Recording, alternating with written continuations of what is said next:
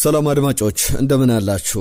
የዝውውር መስኮቱን በተመለከተ በየክለቦቻችሁ አዳዲስ ጉዳዮችን እያነሳን እንቀጥላለን። ለሚቀጥሉት ደቂቃዎች ቆይታችንን ተወዱታላችሁ ብለን ተስፋ እናደርጋለን። በርከት ያሉ መረጃዎችን ይዘናል። ከአርሰናል፣ ከማንቸስተር ዩናይትድ፣ ከሲቲ፣ ከቼልሲ፣ ከሊቨርፑል ጋር በተያያዘ የሚነሱ ዝርዝር ጉዳዮችን በዋነኝነት እየተመለከተን እንቆያለን። በየክለቦቻችሁ ምን አዳዲስ ጉዳዮች አሉ?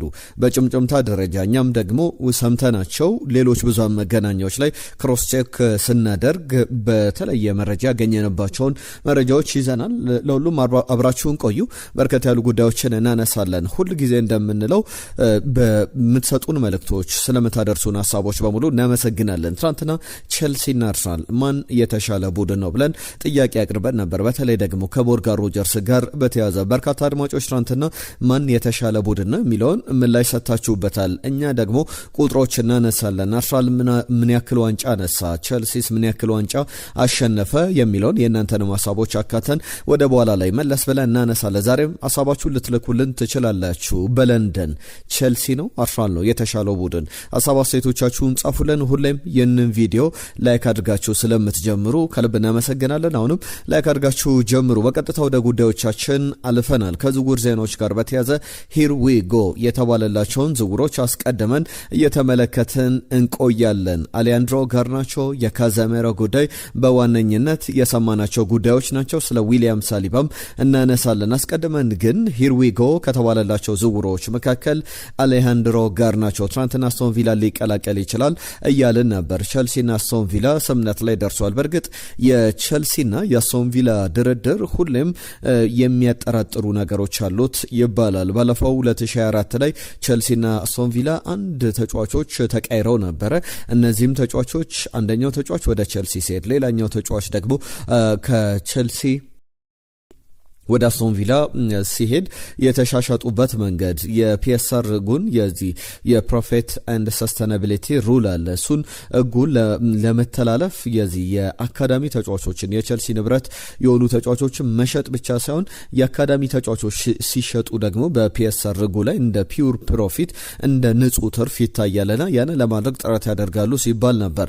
የዚህ ዝውውር ግን የአሌሃንድሮ ጋርናቾ ዝውውር ከሞርጋን ሮጀርስ ዝውውር ጋር ምንም የሚያገናኘው ነገር የለም። ነገር ግን በሞርጋን ሮጀርስ ዝውውር ላይ እንደተካተተ ብንወስደው አሌሃንድሮ ጋርናቾን በሚገርም ሁኔታ የዝውውሩ አጠቃላይ ሂደት ለቼልሲ ለሞርጋን ሮጀርስ የከፈለውን ክፍያ በጣም ዝቅ ያደርገዋል። አምና ነበረ ከማንቸስተር ዩናይትድ ወደ ቼልሲ በ40 ሚሊዮን ፓውንድ የተዘዋወረው። አሁን አሌሃንድሮ ጋርናቾ ኢኒሻሊ በመጀመሪያው ዙር የውሰት ውል ነው ዝውውሩን የሚያጠናቅቀው። ከዛ በኋላ ግን አስቶን ቪላ በቋሚነት የማስፈረም ግዴታ አለበት። ያ ግዴታ ደግሞ በቀላሉ አንቀጾች ሊሳካ የሚችል እንደሆነ በሁለቱ ክለቦች ድርድር የታዩ ነገሮች አሉ። ነገር ግን አስቶን ቪላ ለቼልሲ ምን ያክል ገንዘብ ይከፍላል በቋሚነት ሲያስፈርመው የሚለውን ስንመለከት 50 ሚሊዮን ዩሮ አካባቢ ይከፍላል። ያው ለማንቸስተር ዩናይትድ ቼልሲ የከፈለውን ክፍያ አካባቢ እንደደረሰ ማሰብ ይቻላል። 40 ሚሊዮን ፓውንድ ወይም 50 ሚሊዮን ዩሮ አካባቢ ለተጫዋቹ ይከፍላልና የሁለቱ ክለቦች ድርድር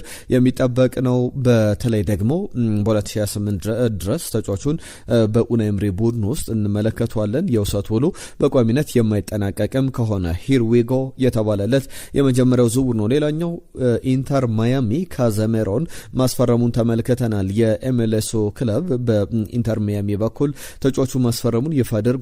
ካዘሜሮ አዲሱ የሜጀር ሊግ ሶከር የኢንተር ማያሚ ተጫዋች ሆኗል። ከና ሊዮኔል ሜሲ ጋር በጋራ ሲጫወት በሪያል ማድሪድ እያለ በተቃራኒ ይፋለም ነበር። አሁን ደግሞ በጋራ ሲጫወት አንድ ቡድን ላይ እንመለከተዋለን። ይህ በዋነኝነት የሚነሳ ጉዳይ ነው። በእርግጥ በዚህ በካዘሜሮ ጉዳይ የሚነሱ ሀሳቦች አሉ። ከተጫዋቹ ጋር በተያዘ በዋነኝነት ተጫዋቹ ዝውውሩን የዚህ የሜጀር ሊግ ሶከር ላይ ከማጠናቀቁ በፊት ክለቦች ለምሳሌ ይህንን ተጫዋች ለማስፈረም እፈልጋለሁ ብለው ዊሽ ሊስት አላቸው።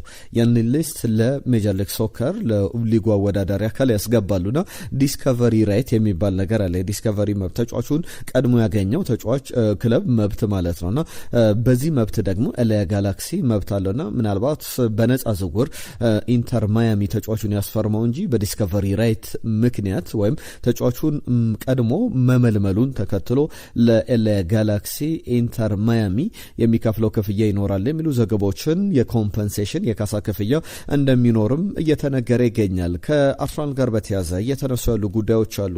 ዊሊያም ሳሊባን በተመለከተ አንዳንድ ጉዳዮችን እናንሳ። ዊሊያም ሳሊባ በአርሰናል ቤት የቀዶ ሕክምና ያደርጋል ወይስ ደግሞ በሌሎች የሪሃቢሊቴሽን የመደበኛ ሕክምና ተጫዋቹ ወደ ጨዋታ ይመለሳል የሚለው የሚያነጋግሩ ጉዳዮች ነበሩ። የቀዶ ሕክምና ካደረገ ምን ያክል ጊዜ ከሜዳ ይርቃል ለሚለው ምላሹ ረጅም ጊዜ ከሜዳ ይርቃል የሚለው ነውና በዚህ ሂደት ከዊሊያም ሳሊባ ጋር በተያዘ አዳዲስ የሰማናቸው ጉዳዮች አሉ። ማምሻውን ዚ አትሌቲክ ይዞት የወጣው ዘገባ አለ። ሌሎችም ብዙ መገናኛዎች ሲቀባበሉት ነበረ። በእርግጥ በገበያው ላይ ተጫዋቾችን ፍለጋ የ5 ዓመቱን ተጫዋች ዊሊያም ሳሊባን ሊያግዙ የሚችሉ እሱ እስኪመለስ ድረስ ደግሞ ተከላካይ ስፍራው ላይ ቦታቸውን ይዘው ሊጫወቱ የሚችሉ ተጫዋቾችን አርሰናል ገበያው ላይ እያማተረ ይገኛል። እነሱ እናነሳለን። የዊሊያም ሳሊባ ጉዳይ ግን የቀዶ ሕክምና አርሰናል እንደማያስፈልገው አረጋግጧል።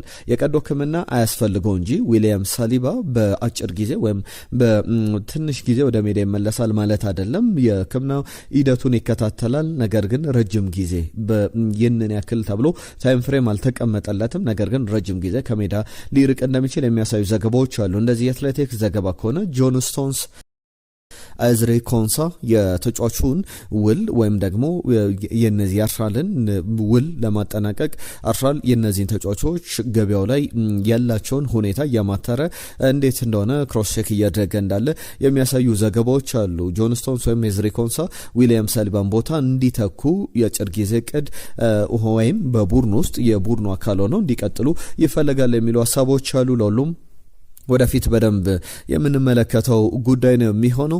እንዳጠቃላይ እነዚህ ከጉዳት ዜናዎች ጋር በተያያዘ አርሰናል ቤት ያለ ጉዳይ ነው። በእርግጥ ቤን ዋይት ከጉዳታቸው አገግመው የመጀመሪያ የአርሰናል ልምዳቸውን መስራት ጀምረዋል። የዋናው ቡድን ስብስብን ተቀላቅለዋል። ከዛ ውጪ ደግሞ ሌሎችም ተጫዋቾች በዚህ ደረጃ ሊጠቀሱ ይችላሉ። ጁሪን ቲምበርም እንቅስቃሴዎችን ጀምሯል። ለፕሪሚየር ሊጉ መክፈቻ ይደርሳል ተብሎ ይጠበቃል። የሊቨርፑል ቤት ጉዳትን ላንሳላችሁና ወደ ዝውውር ዜናዎች ዳግም እንመለሳለን። ኡጎ ኢኪቲኬ መቼ ይመለሳል? አምና የሊቨርፑል ብቸኛው በጣም ጥሩ ከሚባሉ ተጫዋቾች መካከል አጥቂ ስፍራ ላይ እሱ ነበር ማለት ይቻላል። አማካኝ ስፍራ ላይ ደግሞ የቡድኑም የዓመቱ ምርጥ ተጫዋች ሊባል የሚችል ብቃት ያሳየው ዶሚኒክ ሶቦስላይ። ኡጎ ኢኪቲኬ ግን በሚያስገርም ሁኔታ ጉዳት ፈትኖታል። የጉዳት ደግሞ ከዓለም ዋንጫውም ውጭ አድርጎታል። ለሱ በጣም የሚያስቆጭ ነበር። ዓለም ዋንጫ በተቃረበበት ሰዓት ነበረ የመጨረሻው የሲዝኑ ጨዋታዎች ላይ ጉዳት ያስተናገደው። ለወራት ከሜዳ እንደሚርቅ ተነግሯል። በዚህ ሂደት ደግሞ አዲሱ ዜና ከተጫዋቹ ጉዳት ጋር በተያዘ ሪከቨር አድርጓል አላደረገም የሚለው አንዶኒ ኢራዮላ በኢኪቲኬ ዙሪያ ያነሷቸው ጉዳዮች አሉ። ኢኪቲኬ አሁንም ቢሆን ጊዜ ያስፈልጓል ሪከቨር ለማድረግ። ጉዳቱ ገና አላገገመም። ጊዜ ስንል ደግሞ እያወራን ያለ ነው ስለ በርካታ ወራቶች ነው። ገና ወራቶች ይቀሩታል ወደ ሜዳ ለመመለስ የሚሉ ሀሳቦች እየተነሱ ይገኛሉ። የዝውውር ዜናዎቻችን በደንብ እያነሳን እንቀጥላለን።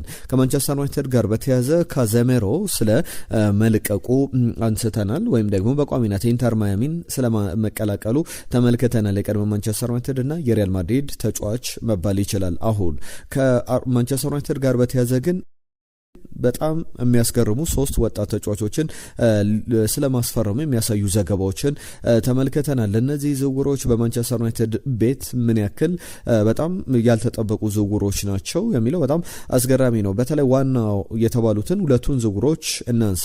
ማንቸስተር ዩናይትድ እነዚህን ዝውውሮች የነጠቃቸው አንደኛውን ከሊቨርፑል ነው፣ አንደኛውን ደግሞ ከማንቸስተር ሲቲ ነው። በጣም የሚያስገርም ነው። ሁለቱ በእርግጥ የሊቨርፑል ተጫዋቾች ናቸው። ፉክሩ በጣም ደርቶ ነበረ ተጫዋቾቹን ክለቦቹ ለማቆየት። ሌሎችም ክለቦች ከማንቸስተር ዩናይትድ ውጭ ያሉ ክለቦች እነዚህን ተጫዋቾች ለማስፈረም ፍላጎት ነበራቸው። አንደኛው የመስመር አጥቂ ነው። 16 ዓመቱ ላይ ይገኛል። የሊቨርፑል ተጫዋች ነበረ። የተጫዋች አይዛክ ኮንዴ ይባላል። ከሊቨርፑል ወደ ማንቸስተር ዩናይትድ የማይታሰብ ዝውውር ይመስላል። ለማጠናቀቅ ማንቸስተር ዩናይትድ ይህን ዝውውር ሂርዊጎ አስብሏል ማለት ይቻላል። ከሞላ ጎደል የተጠናቀቀ ዝውውር ነው። ሌላኛው ደግሞ የሊቨርፑል ተጫዋች ዳቪድ ኤዜ ይባላል። የተጫዋችም ከሊቨርፑሉ አይዛክ ኮንዴ በተጨማሪ የሊቨርፑል ተጫዋች ነው አይዛክ ኮንዴ። ሌላኛው ተጫዋች ደግሞ ዳቪድ ኤዜና ከሪም ካሲም የተባሉ ሁለት ተጫዋቾች አሉ። እነዚህ 16 ዓመታቸው ነው። እነዚህን ደግሞ ከማንቸስተር ሲቲ ማስፈረሙ ይፋ ተደርጓል። እነዚህ በጣም ወጣት የተባሉ ተስፋ የተጣለባቸው ተጫዋቾች ናቸው። የካርሎስ ባሌባን ጉዳይ ጋዜጠኛ ግራም ቤሊ ይዞት የወጣው ዘገባ አለ። ስለ ካርሎስ ባሌባ በማንቸስተር ዩናይትድ ሰዎች በኩል እየሰሟቸው ያሉ ጉዳዮች አሉ ብሎ ያነሳል። አሁንም ቢሆን በማንቸስተር ዩናይትድ እይታ ውስጥ ዲፌንሲቭሊ ቡድኑን በደንብ ያጠናክራሉ ተብሎ ከሚጠቀሱ ማንቸስተር ዩናይትድም ይፈልጋቸዋል፣ ቡድኑን ያሻሽላሉ ተብሎ እየተነገረላቸው ካሉ ተጫዋቾች መካከል ካርሎስ ባሌባ በቀዳሚነት በማንቸስተር ዩናይትድ እቅድ ውስጥ የሚቀመጥ ነው የሚል ሀሳቦችን ያነሳል። በእርግጥ ማንቸስተር ዩናይትድ ወይም ተጫዋቹ እንደባለፈው ዓመት ምርጥ ብቃቱ ላይ እንደማይገኝ ማንቸስተር ዩናይትድ ያውቃል። እኛም በአይናችን የተመለከትነው ነው። እንደሚታወቀው በሲዝኑ ላይ በብራይተን የባለፈው ዓመቱ ካርሎስ ባሌባ ወይም በተጠናቀቀ የውድድር ዘመን የነበረው 2025-26 ላይ የተመለከትነው ካርሎስ ባሌባ 2024-25 ላይ የተመለከትነው ካሜሮናዊው ካርሎስ ባሌባን አሎም ብሎን ተመልክተናል። ነገር ግን ማንቸስተር ዩናይትድ አሁንም ቢሆን በማንቸስተር ዩናይትድ ሊሳካለት ይችላል ብሎ ተጫዋቹን ያምናልና የትልቁ ችግር የብራይተን ቫሉዌሽን ነው። ብራይተን ለተጫዋቹ የሚተምነው ዋጋ እንደዚህ አይነት ክፍያዎችን ክፈሉኝ ብሎ የሚጠየቀው ጥያቄ ትልቅ ችግር ሊሆን ይችላል የሚል እምነት አለው። ሌሎች የማንቸስተር ዩናይትድ ዝውውሮችም አሉ። የካማቪንጋ እንዲሁም ደግሞ የዚህ የኤድዋርዶ ቻሜኔ ጉዳይን በተመለከተ አዳዲስ የሰማናቸው ጉዳዮች አሉ። መለስ ብዬ አነሳዋለሁ። ከአርሰናል ጋር በተያዘ ግን በዝውውር ሂደቱ ላይ የሚነሱ ሀሳቦች አሉ። በአርሰናል ሂደት ደግሞ እየጠየቃቸው ያሉ ጉዳዮች አሉ። አሁንም የያን ዲያሞንዴን ፍላጎት እያሳየ ይገኛል። በእርግጥ በአርሰናል ቤት ከሚለቁ ተጫዋቾች መካከል ስሞች አሉ። እነዚህ ስሞች ጋብሪኤል ማርቲኔሊ፣ ጋብሪኤል ጄሱስ፣ ኔልሰን አይነት ተጫዋቾች፣ ሬስ ኔልሰን አሁን ፍሪ ቱ ጎ ተብለው ለመልቀቅ ያን ያክል አርሰናል ችግር የለበትም። አይሸጡም አይነኩም የሚላቸው ተጫዋቾች አይደሉም እና እንደ አጠቃላይ ለምሳሌ ዛሬ ከሰማናቸው ዝውውሮች መካከል አትሌቲኮ ማድሪድ አሁንም ጋብሪኤል ማርቲኔሊ ለማስፈረም ጠንከር ብሎ ጥያቄውን ለማቅረብ ሀሳብ አለው። ዲየጎ ሲሞኒ ከሚፈልጋቸው ተጫዋቾች በተለይ ዲፌንሲቭሊም ማጥቃቱንም በደንብ ሊያጠናክሩ የሚችሉ ተጫዋቾች መካከል በዊንገር ቦታ ላይ ጋብሪኤል ማርቲኔሊ ይጠቀሳል። አርሰናል ሊያንድሮ ትሮሳርድን ሸጧል። በዋነኝነት የሊያንድሮ ትሮሳርድ ደግሞ ተተኪ ክሪስቶስ ዞሊስ እንደሆነ ይታወቃል። ክሪስቶስ ዞሊስን በተመለከተ ዛሬ የሰማናቸው ጉዳዮች አሉ። የተጫዋች ዛሬ በየትኛውም ሰዓት እኛ ከዚህ ከስቱዲዮ በምንወጣበትም ሰዓት ጭምር ወይም ይህ ቪዲዮ በሚለቀቅበት ሰዓት ጭምር የክሪስቶስ ዞሊስን በአርሰናል መፈረም ይፋ መሆን ትመለከታላችሁ። በድብቅ የወጡ ምስሎችን ተመልክተናል። 17 ቁጥርን በአርሰናል ይለብሳል። የክሪስቶስ ዞሊስ ጉዳይ በዚህ ደረጃ የሚታይ ነው። ከአርሰናል ጋር በተያዘ ግን የያን ዲያሞንዴ ጉዳይ በዋነኝነት በብዙ መንገድ እየተነሳ ያለ ጉዳይ ነው። አንዳንድ ዘገባዎች አሉ። ለምሳሌ ሜል ስፖርት 4 ስሞች አሉ አርሰናል ቤት የመስመር ቦታ ላይ ሊመጡ የሚችሉ ተብሎ ስማቸው እየተጠቀሰ ይገኛል። ብራድሊ ባርኮላ በሊቨርፑል የበላይነት ወይም ሊቨርፑል የዚህን ተጫዋች ፉክክር እየመራ ይገኛል ተብሎ ይታሰባል ይለናል የደልሜል ዘገባ። ፈርናን ቶሬስ በፓሪስ ሰን ጀርመንም በአርሰናልም በቸልሲም የሚፈለግ ተጫዋች ነው ተብሏል። ነገር ግን ሊቨርፑልም ይፈልገዋል። በዋነኝነት ግን ፒኤስጂ የዚህ ተጫዋችን ፊርማ የዓለም ዋንጫ ፍጻሜ ላይ ግብ ያስቆጠረ ነው። የዚህ ተጫዋችን ፊርማ ለማግኘት ፓሪስ ሰን ጀርመን የበለጠ ፌቨራይት ነው የሚሉ ዘገባዎችን ተመልክተናል። ኒኮ ዊሊያምስ በእርግጥ ወደ አርሰናል የሚሄድ ከየትኛውም ክለብ የበለጠ እድሎች አሉት። ነገር ግን ትልቁ ችግር ሊሆን የሚችለው የአትሌቲክ ቢልባኦ የዝውውር ጥያቄ ወይም ፋይናንሻል ሴንስ ይሰጣል ወይ ያንን 90 ሚሊዮን ዩሮ የውል ማፍረሻ ይከፍላል ወይስ ደግሞ በድርድር ዝቅ ባለ ክፍያ ተጫዋቹ ማግኘት ይችላል የሚለው ሌላኛው ጉዳይ ነው። ኤላይ ጁኒየር ክሩፒ በጣም ሃይሊ ሬትድ የሚባል ተጫዋች ነው። 85 ሚሊዮን ፓውንድ ይላል ቦርመዝ ለተጫዋቹ ጥያቄ። የዚህም ተጫዋች የፈረንሳይ ተጫዋች ጉዳይም ይነሳል። 2 ፈረንሳውያን 2 ስፔናውያን ይነሳሉ። የኮትዲቫር ተጫዋች ብሔራዊ ቡድኑ ለኮትዲቫር ብሔራዊ ቡድን ያገለግላል። ባለዓለም ዋንጫውም ላይ ተመልክተናል። ያን ዲያሞንዴን በተመለከተ ግን አርሰናል ለአርቢ ላይፕዚግ ጥያቄ አቅርበዋል የሚሉ ዘገባዎችንም በስፋት እየተመለከተ እንገኛለን። በዝርዝር ወደፊት እንግዲህ የዚህን ዝውውሮች ምላሾች በደንብ እንመለከታለን ብለን እንጠብቃለን። ለሁሉም የእናንተን ሀሳቦች ላኩልን። ይህንን ቪዲዮ ላይክ አድርጋችሁ አብራችሁንም ስላላችሁ ከልብ እናመሰግናለን። የአርሰናል ዝውውሮች ላይ እንመለሳለን። በተለይ ተከላካይ ስፍራ ላይ በዛሬው ዕለት የሰማናቸው አዳዲስ ጉዳዮች አሉ። ቼልሲ ቤት ምን አዲስ ነገር አለ ካላችሁ ቫለንቲን ባርኮ ሂር ዊ ጎ ተብሎለታል። በዓለም ዋንጫው ፍጻሜ ላይ ጁድ ቤሊንጋም በተለይ አርጀንቲና ስፔንን ከመግጠሟ በፊት እንግሊዝን ጥላ ነበር። በዛ ጨዋታ ላይ እንግሊዝ ከወደቀች በኋላ ቫለንቲን ባርኮ ከጁድ ቤሊንጋም ጋር ሲጣላ ወይም ጁድ ቤሊንጋም ጭንቅላቱን በጥፊ ሲመታው የተመለከትነው ተጫዋች ማለት ነው። አሁን የቼልሲ ተጫዋች መሆኑ ሂር ዊ ጎ ተብሎለታል፣ ተረጋግጧል። የተጫዋች የስትራስቡርግ ተጫዋች ነበር፣ የቼልሲ ክለብ ማለት ይቻላል። ባርኮ እንግዲህ የአርጀንቲና ተጫዋች በቼልሲ ቤት እንመለከተዋለን። ቀጣይ ከሱ በተጨማሪ ግን በቼልሲ ቤት ማክሰንስ ሎክሮ ቀጣዩ ዝውውር የሚጠናቀቀው የቼልሲ ዝውውር ነው እየተባለ ይገኛል። ከቼልሲ ጋር በተያያዘ አክሰል ዲሰሲን በተመለከተ ሮማ፣ ሚላን የተጫዋቹ ፈላጊዎች ናቸው። ነገር ግን 25 ሚሊዮን ፓውንድ የሚያቀርብ ክለብ ካለ ተጫዋቹ ማስፈረም ይችላል በሚል ቼልሲ የዝውውር ስታንሱን የዝውውር ሂደቱን በዚህ ደረጃ አስቀምጦታል። የማንቸስተር ሲቲን ጉዳዮች ላንሳ። ከማንቸስተር ሲቲ ጋር በተያያዘ የሚነሱ ነጥቦች አሉ። ትናንትና ፊል ፎደን እስከ 2030 ድረስ የሚያቆየውን አዲስ ውል በማንቸስተር ሲቲ በኤታድ ስቴዲየም የሚያቆየውን ውል መፈረሙን ተመልክተናል። ከፊል ፎደን ጋር በተያያዘ በተለይ በጣም ተስፋ የተጣለበት ነገር ግን በቅርብ ዓመታት ላይ የሆነ የዝውውር መስኮት ላይ በጣም የሚገርም ብቃትን ያሳያል። ከዛ ደግሞ ሸርተት ብሎ ሲቸገር እንመለከተዋለን። ፊል ፎደን አሁን በዚህ ክለብ ለመቆየት ፊርማዬን ማኖሬ በጣም ደስተኛ አድርጎኛል። ይህንን ማሊያ መልበስ ለኔ ትልቅ ክብር ነው። ከኤንዞ ማሬስካ ጋር ለመስራት በጣም ቸኩያለሁ የሚል አስተያየቱን ሰጥቷል። ፊርማውን ካኖረ በኋላ የዩባዴ ዝውውር በጣም የተቃረበ ዝውውር እንደሆነ አሁንም በብዙ መገናኛዎች እየተነሳ ይገኛል። ማንቸስተር ሲቲ 116 ሚሊዮን ፓውንድ ለኤሊዮት አንደርሰን ከፍሎ ዝውውሩን አጠናቆ ነበር። አሁን ሌላኛው ዝውውር በማንቸስተር ሲቲ በኩል አማካኝ ስፍራ ላይ አዩብ ቡዋዴ ነው እና የአዩብ ቡዋዴ መምጣት አንዳንድ ነገሮችን ከክለቦች ጋር በደንብ ያገናኛል። እነዚህ ዝውውሮች 4 ክለቦችን ሊያነካካ ይችላል። በዋነኝነት ማንቸስተር ዩናይትድን፣ ሊቨርፑልን እነ ማንቸስተር ሲቲን በደንብ ሊያነካካ የሚችል ነው። በዋነኝነት ግን የሚነሳው ሀሳብ ማንቸስተር ሲቲ፣ አርሰናልና የሪያል ማድሪድን የሆነ አይነት ዶሚኖ ኢፌክት ኒውካስል ዩናይትድንም ጭምር የሚነካኩ ጉዳዮች አሉት። እንዴት የሚለውን እንመልከት። ትናንትና ከሰማናቸው ጉዳዮች መካከል በዋነኝነት የኦሬሊዮ ቹዋሚኒ ጋዜጠኛ ሳሙኤል ላካርስተር የጻፈው ጉዳይ ነበረ። ኦሬሊዮ ቹዋሚኒ ለማስፈረም ማንቸስተር ዩናይትድ ጠይቋል። ተጫዋቹ በሪያል ማድሪድ ይቆያል ቢባልም ማንቸስተር ዩናይትድ ተጫዋቹ ለማስፈረም ፍላጎት አሳይቷል የሚሉ ዘገባዎች አሉ። በእርግጥ በዚህ ዝውውር ላይ የማንቸስተር ኢቭኒንግ ኒውስን ዘገባ ስንመለከት ደግሞ ማንቸስተር ዩናይትድ ምንም አይነት ሙከራ አላደረገም ይለናል ኦሬሊዮ ቹዋሚኒን ለማስፈረም። ነገር ግን በዚህ የዝውውር ሂደት ላይ ማንቸስተር ሲቲን፣ ሪያል ማድሪድን፣ ኒውካስል ዩናይትድ እና አርሰናልን የሚያገናኘው ነገር ምንድን ነው ካላችሁ የሮድሪ ጉዳይ፣ የብሩኖ ጉማሬዥ ጉዳይ፣ ከዛ በተጨማሪ የኦሬሊዮ ቹዋሚኒ ጉዳይ ሶስቱን ክለቦች ያገናኛል። በተለይ በሮድሪ በኩል ወደ ሪያል ማድሪድ መሄድ ይፈልጋል። ተጫዋቹ ከማንቸስተር ሲቲ የሚለቅ ከሆነ ማንቸስተር ሲቲ በቀጥታ አዩብ ቡዋዴን ብቻ አስፈርሞ አይቆምም።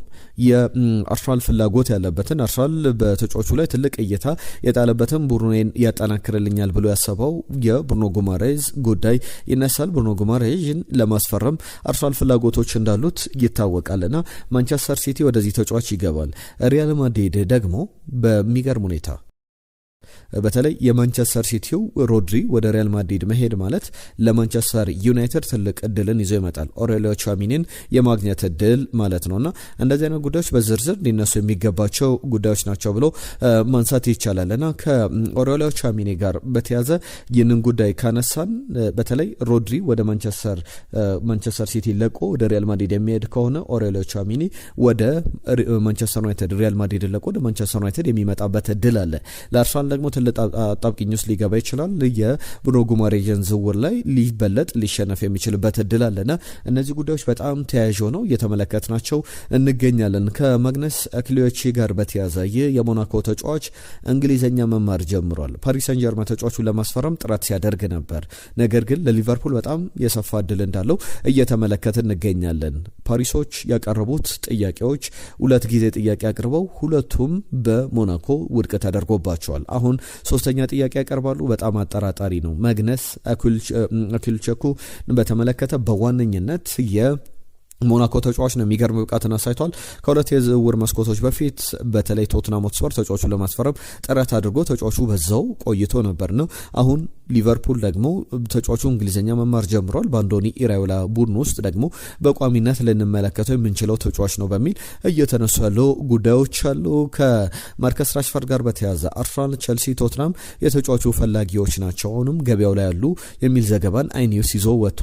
በተጫዋቹ በኩል 28 ዓመቱ ላይ ይገኛል። 30 ሚሊዮን ዩሮ ለተጫዋቹ የባርሰሎና የማስፈረም መብት ነበረው። ነገር ግን አሁን በ40 ሚሊዮን ዩሮ አካባቢ ተጫዋቹ ከማንቸስተር ዩናይትድ ሊለቅ የሚችልበት እድል አለ። ነገር ግን እስካሁን ዩናይትድ በዚህ ደረጃ ጥያቄ አልቀረበለትም። ነገር ግን ቸልሲ፣ አርሰናልና ቶትናም የተጫዋቹ ነገር በደንብ በቅርብ እየተከታተሉ ይገኛሉ የሚሉ ዘገባዎችን እየተመለከትን እንገኛለን። በመሃል የመጨረሻ ዝውውሮችን ከማንሳታችን በፊት የእናንተን ሀሳቦች ደግሞ እናገራችሁ። ከአርሰናልና ከቸልሲ ጋር በተያዘ ማን ነው የፕሪሚየር ሊጉ የለንደን የምርጡም ትልቁን ቡድን በለንደን ያለው ትልቁ ቡድን ማን ነው የሚለውን እናንሳ። በለንደን ያለውን ትልቁን ክለብ ተቀላቀያለሁ የሚል አስተያየቱን ሲሰጥ ነበር ሞርጋን ሮጀርስ። በዚህ ሂደት ደግሞ እየተሰጡ ያሉ አስተያየቶች አሉ። የእናንተን ሀሳቦች አካፍሉን። ሀሳብ አስተያየቶቻችሁን እንፈልጋለን። ቪዲዮቻችንን ላይክ አድርጋችሁ ስለምትጀምሩም ከልብ እናመሰግናለን። አሌክስ ስለ ጻፍክልን መልእክት ከልብ እናመሰግናለን። ሁሌም ማበረታቻዎች ይደርሱናል። ከልብ እናመሰግናለን። ሙልጌታ የጻፈልን መልእክት አለ። የዩናይትድ ደጋፊ ነኝ። የለንደን ትልቁ ክለብ ቸልሲና ቸልሲ ብቻ ነው። ብሩኖ ፈርናንዴዝና ቪኒ ጁኒየር ለጥቅም ጉዳይ እንጂ ክለቦቻቸውን ለቀው የትም አይሄዱም ብሎናል ሙልጌታ ከደቡብ አፍሪካ። ከልብ እናመሰግናለን። ከዛ ውጪ ሙሐመድ አብደላ ከደቡብ አፍሪካ ሰላም ቤስቶች፣ አቀራረባችሁ ሁሌም አንደኛ ነው። ዘንድሮ አርሰናል አምና ያስፈረማቸውን ተጫዋቾች አሙቆ ሊያቀርብ ነው ወይ? ዝምታን መረጠ። ኦዴጋርድ ግን መልቀቅ የለበትም። ቡድኑ መሪ፣ ታጋሽ፣ በሳል መሪ ስለሆነ ቤንችም ቢሆን መቆየት አለበት የሚል ሀሳቡ ልኮልናል። ቴዎድሮስ የጻፈልን መልእክት አለ። እንደኔ ምን ጥያቄ አለው? የለንደን ገናናና ትልቁ ክለብ ሁሉንም ማሳካት የቻለው ብቸኛው ክለብ ቸልሲ ነው። ይህ ግልጽ ጉዳይ ነው ብሎናል። አብዱላዲ ሁሴን ካላባ የጻፈልን መልእክት አለ። አቀራረባችሁ ይመቸኛል፣ ከልብ እናመሰግናለን ብሎናል። እኛም ከልብ እናመሰግናለን። ከዛ በተጨማሪ ሲሳይ የሐላባው የጻፈልን መልእክት አለ። ከልብ እናመሰግናለን። ሀፍቶም ሰላም ቤስቶች፣ ጥሩ አቀራረብ ነው ያላችሁ፣ ቀጥሉበት ብሎናል። እናመሰግናለን። ነጅብ ሰንገሮ የቸልሲ ደጋፊ ነው። ከናይሮቢ ነው የሚጽፍላችሁ። የለንደን ትልቁ ክለብ ቸልሲ ነው ያለ ጥርጥር፣ ምንም ጥያቄ የለውም። ብዙ ዋንጫ ባለቤት የሆነው የለንደን ክለብ ቸልሲ ነው ብሎናል። ከዛ ውጪ በዝውውር ጉዳዮች ላይ ቸልሲ ጆን ስቶንስን ቢያስፈርም ክለቡን ይጠቅማል በልምድ አንጻር እንጂ አይጎዳም ብሎናል። ሽመልስ ከኳታር የጻፈልን መልእክት አለ። ለሞርጋን ሮጀርስ የተጠየቀው ክፍያ በጣም የተጋነነ ነው። ቸልሲ ደግሞ ድሮም ያየውን መሰብሰብ ድሮ የምናውቀው ባል ነው፣ አዲስ ነገር አይደለም። ዝውውር ሲባል ደግሞ ያየውን ወዶ ወስዶ የተጠየቀውን መክፈል አይደለም። እንደኔ በክለቦች በዝውውር ሂደቶች በብዙ ባለሙያዎች ጥናትና ግምገማ የሚወሰን ነው። ያንን ደግሞ መረሳት የለበትም። አርሰናል አንድሪያ ቤርታ፣ አርቴታ የሚሰሩትን ጠንቅቀው ያውቃሉ ነው። ደጋፊውም ከስሜታዊነት ወጥቶ አስተያየት ቢሰጥ መልካም ነው ለማለት ነው። ሰናይ ቀን ብሎናል። ከልብ እናመሰግናለን። አየነው ሙላለም ሰላም ምርጦች እንዴት ናቸው? አርሰናል ታዳጊውን ከቶትናም ያስፈረመው ተጫዋች በነፃ ስለሆነ ነው እንጂ ለክለቡ ለታዳጊዎች ክብርና የለውም። እንዲሁም የክለቡን አሰልጣኝ ያለመኖር የሚያመላክት ነው። 15 ታዳጊዎችን በነፃ የሸኘ ፈሪ ክለብ አርሰናል ነው። ለታዳጊዎች ጊዜ የማይሰጥና ትዕግስት የሌለው ክለብ ነው ብሎናል። አየነው ሙሉዓለም ገለታ የጻፈልን መልእክት አለ። የቸልሲ የቻምፒየንስ ሊግ እስኪያገኘ ድረስ የለንደን ትልቁ ክለብ አርሰናል ነበር። አሁን ግን ቸልሲ ነው። አርሰናል ትልቁን ዋንጫ እስከሚያሸንፍ ድረስ አሁን ያሳዝናል። ያ ደግሞ የለውም ብሎናል። አንዳለም ተስፋዬ ያነሳቸው ጉዳዮች አሉ። አርሰናል የዩሮፓ ሊግ ዊን አድርጎ አያውቅም። በአገር ውስጥ ዋንጫዎች ብቻ የሚጠቀስ ነው ብሎናል። ባሎንዶርን ደግሞ ሮድሪ ቢያሸነፍ የሚል መልእክቱን ልኮልናል። ትናንትና መጠየቅ አቅርበን ነበር። በርካታዎች አድማጮቻችን እየተሳተፉባችሁት ይገኛል። በዚህ በቤስት ስፖርት ቻናል ላይ ፖስት ላይ ታገኙታላችሁ። ባሎንዶርን ማን ያሸንፋል? አሁንም ያንን መጠየቅ ለተሳተፉበት ትችላላችሁ። ነገ በስፋት እንመለስበታለን። ዳንኤል ላይ ራሴን ታዘብኩት። ሁሌም እከታተላለሁ፣ ላይክ ግን አላደርግም። ከክፋት አይደለም፣ ትዝ አይለኝም። ካሁን በኋላ ግን ላይክ ለማድረግ ልማድ አዳብራለሁ ብሎናል። አሁን ለሁላችሁንም የምናሳስበው መልእክት ቢኖር ላይክ አድርጋችሁ እንድትጀምሩ ነው። ሽታሬ ሁለቱም ትልቅ ናቸው ቸልሲም አርሰናልም ቸልሲ ግን በጣም ይቸኩላል የገዛቸውን ተጫዋቾች ራሱ በአግባቡ አይጠቀምም ቸልሲ ሙድሪክን በዚህ በምሳሌነት አስቀምጦልናል ሽታሬ ከልብና መሰግናለን ግርማ ከበደ ሰላም ቤስቶች እንዴት ናቸው የዘንድሮ ባሎን ዶር ሜሲ ይበለዋል ብዬ ነው የማስበው ሌላው ለኔ ብቻ የዓለም ዋንጫ ፍጻሜ እንዳልተካሄደ ይሰማኛል ለምንድነው ብሎናል እስቲ አንተ ምክንያትን አስቀምጥልን ግርማ ከበደ ከልብና መሰግናለን ቾምቤ ሰላም ቤስቶች የምን ጊዜም የለንደን አያሉ ክለብ ቸልሲ ነው የሚል መልእክቱ ልኮልናል ስለ ቸልሲና ስለ አርሰናል አንዳንድ ጉዳዮችን እናንሳ በክብር ደረጃ በዋንጫ ደረጃ የዚህ በክለቦች መካከል ያሉ ሂደቶችን ማን ይበልጣል የሚለው የበለጠ የሚያቀራርቡ አንደኛው ካንደኛው ይበልጣል የሚለው ለማስቀመጥ ያግዛል በፕሪሚየር ሊግ ደረጃ ቸልሲ የፕሪሚየር ሊግን ዋንጫ 6 ጊዜ አሸንፏል አርሰናል 8 የበላይ ዋንጫዎች አሉት ወይም 14 ጊዜ ፕሪሚየር ሊጉን አሸንፏል በማከላቸው በፕሪሚየር ሊግ ደረጃ ሰፊ ልዩነት አለ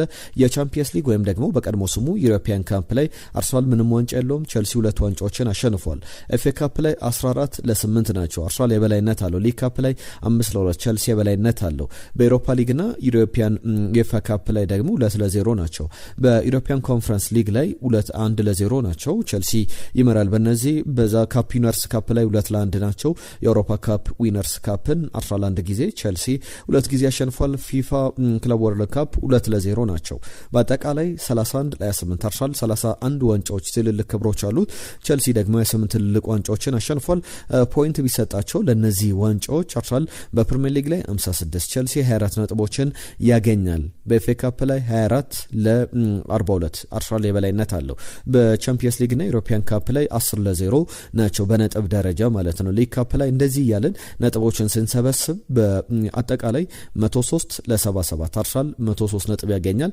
አርሰናል 77 ዛሬም እንግዲህ እናንተ ሐሳብ አስተያየቶቻችሁ ላኩልን በዋንጫ ደረጃ አጠቃላይ የለንደን እንዲሁም ደግሞ የአውሮፓ ትልልቆቹ ክለቦች እነማን ናቸው የሚለውን አነሳን የናንተን ደግሞ በዚህ ደረጃ ላይ የናንተ ምርጥ የምትሉትን ክለብ በለንደን ልታካፈሉን ትችላላችሁ ከአርሰናል ጋር በተያዘ የማክሰን ለኩራን ጉዳይ ማክሰንስ ሎክራ ወደ ቸልሲ የሚሄድበት እድል መስፋቱን ተከትሎ ሌሎች ስሞች ላይ በደንብ አተኩሯል አሮን ቢሳካን ከክሪስታል ፓላስ እንዲሁም ጆን ስቶንስን በተከላካይ ስፍራ ላይ በደንብ በቅርብ እየተከታተለ ይገኛል ከዛ ውጪ ግን የራውል አሴንሲዮ ዝውውር ጉዳይ በዋነኝነት አሁንም እየተነሳ ይገኛል ሜል ስፖርት አርሰናል ራውል አሴንሲዮን ለማስፈረም ፍላጎት አለው ከሪያል ማድሪድ ደግሞ እሱና መስተንቱ ነው አርጀንቲናዊ ተጫዋች ይለቃሉ ተብሎ ይጠበቃል ያንም ደግሞ ከጆዜ ጋር ጁን ላይ ጆዜ እንደመጡ ከተጫዋቹ ጋር ተነጋግረው የወሰኑት ነውና ክለብ እየፈለገ ይገኛል አርሰናል ተጫዋቹን ለማስፈረም እድል እንዳለው የሚያሳዩ ዘገባዎችን እየተመለከትን እንገኛለን የመጨረሻ ጉዳይ ላድርገውና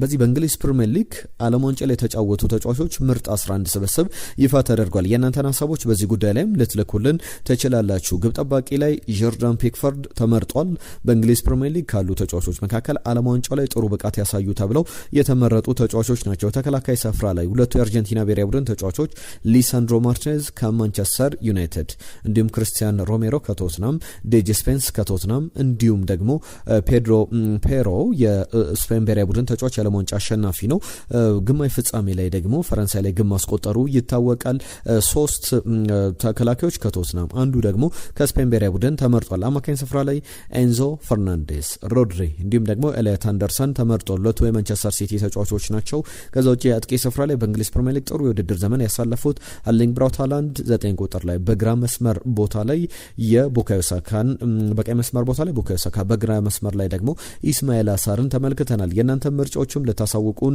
ትችላላችሁ ሁሉም በርካታ ጉዳዮችን በየክለቦቻችሁ አነሳን ቆይታችንን እንደወደዳችሁ ተስፋ እናደርጋለን ሐሳብ አስተያየት ጥቆሞቻችሁን ከዛ በተጨማሪም ይቢስተካከል ይቀራል እንደዚህ ቢሆን የምትሏቸውን ጉዳዮች ላኩልን አበረታቱን ይህንን ቪዲዮ ላይክ ሼር ሰብስክራይብ አድርጉ ሁሌም ላይክ አድርጉልን ብለን የምንጠይቀው ቪዲዮቻችን ብዙ ጋር እንዲደርስ ነው ትናንትና ለምሳሌ የትናንትናው ቪዲዮ በምሳሌነት እናንሳ 5405 ሰዎች እኛ ስቱዲዮ እስከገባንበት ሰዓት ድረስ ቪዲዮቻችንን ተመልክታችኋል ነገር ግን ላይክ ያተደረገው 348 ሰዎች ብቻ ናቸው ቢያንስ 1000 ሰው ቢያንስ 2000 ሰው ከ5000 ሰው ላይክ ማድረግ አለበትና ላይክ አድርጋችሁ አብራችሁን ቆዩ አግዙን አበረታቱን የዛሬን እዚህ ላይ ያበቃን ጤና ይስጥልን